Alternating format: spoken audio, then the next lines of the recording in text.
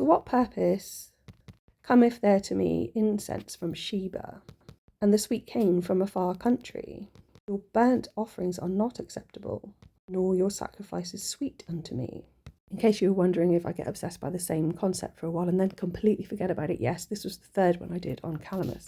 So in the King James Version it says sweet cane, but in the New International Version it says sweet calamus, Jeremiah 6:20. So it's interesting here, it says distant land, but actually I think the distant land is Tyre. So it's intriguing why they wouldn't name it there, that you have to kind of draw these cross associations, because the person didn't want to draw parallels with Tyre and the religions there.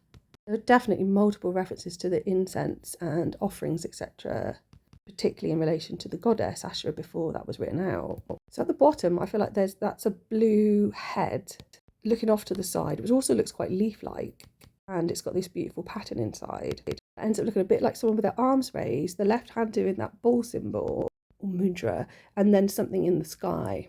I presume this something in the sky, the cloud, etc., is a thing being worshipped. God.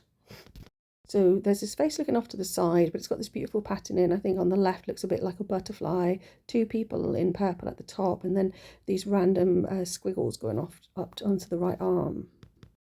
So a bit on the left, I think it looks like a face, as well as looking like butterfly wings as well. So I always find that cute when it looks like more than one thing.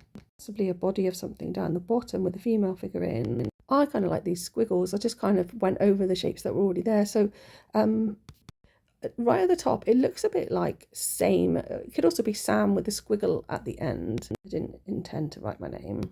Can't work out what the bit top left is. At the bottom, at a pinch, I think it looks a bit like SHADO. Could be a Y on the end, I'm not sure. There was a place I used to go to called the Shadow Centre, spelt that exact same way without the W on the end, which was like a spiritual centre for meditation, so it might be that.